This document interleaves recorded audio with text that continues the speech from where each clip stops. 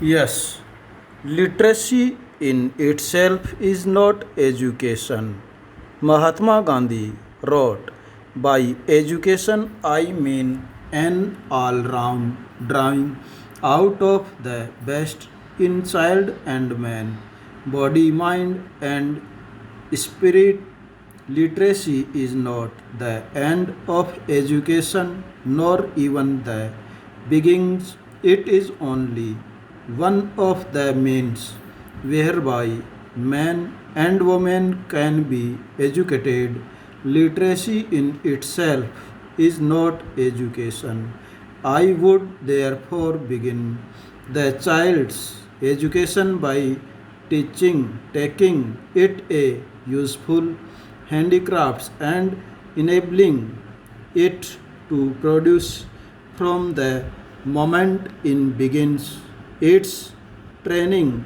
I hold that the highest development of the mind and the soul is possible under such a system of education. Only every handicraft has to be taught, not merely mechanically as is done today, but scientifically.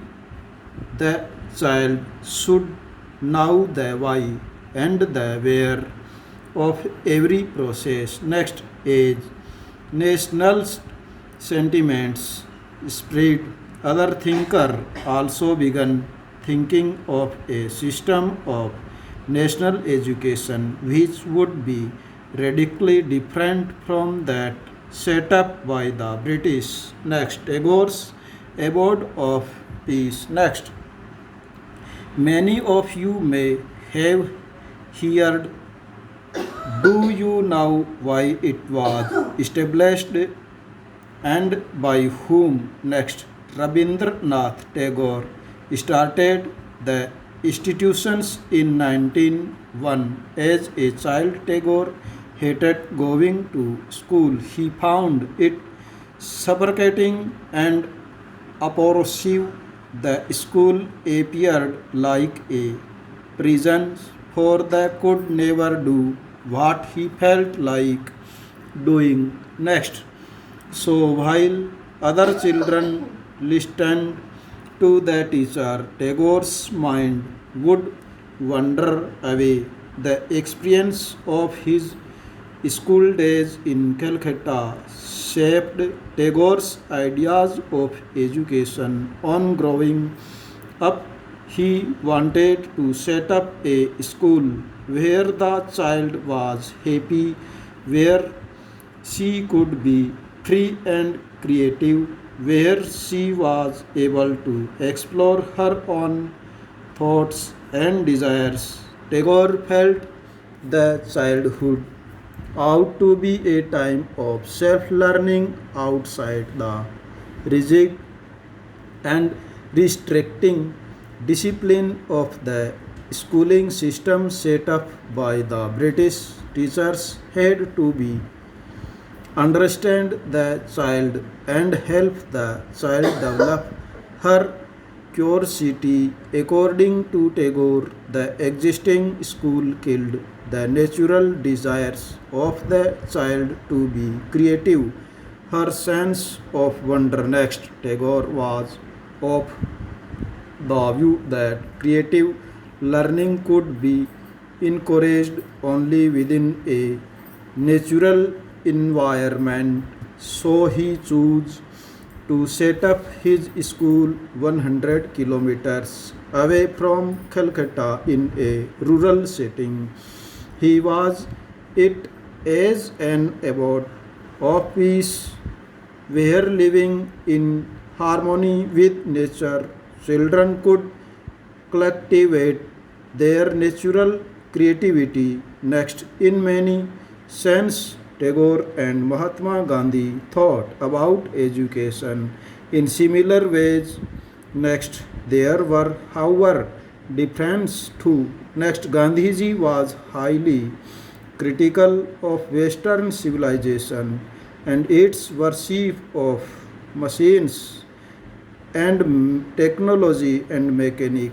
Tagore wanted to combine elements of modern Western civilization with what he saw as the best within India tradition. Next, he emphasized the need to take science and technology and along with art, music, and dance. Next, many individuals and thinkers were thus thinking about the way a national educational system could be fashioned. Some wanted change within the system set up by the British and felt that the system could be extended so as to include wider sections of people.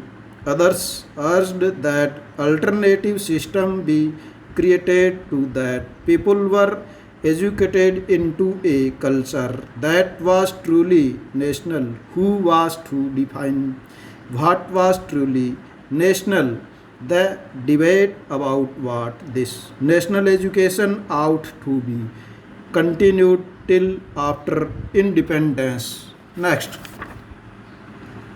education as a civilizing mission. Until the introduction of the Education Act in 1870, there was no widespread education for the population as a whole.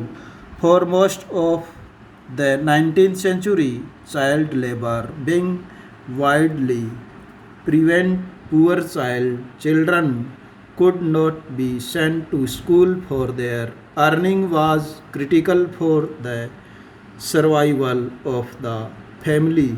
Next, the number of schools was also limited to those run by the church or set up by wealthy individuals. Next, it was only after the coming into force of the Education Act that schools were opened by the government and compulsory schooling was introduced. Next, one of the most important educational thinkers of the period was Thomas Arnold, who became the headmaster of the private school Rugby, favoring a secondary school curriculum was had a detailed study of the Greek and Roman classic written 2000 years earlier. He said next, it has always seemed to me one of the great advantages of the courage of study generally pursued in our English schools that it draws our mind to continuously to dwell upon the past every day. We are engaged in studying the language, the history, and the thoughts of men who lived nearby or more than 2000 years ago. Next, Arnold felt that a study of the classic disciplined the mind. In fact, most educators of the time believed that such a discipline was necessary become young people were naturally savage and needed to be controlled to become civilized adults. They needed to understand societies, nations of right and wrong, proper and improper behavior.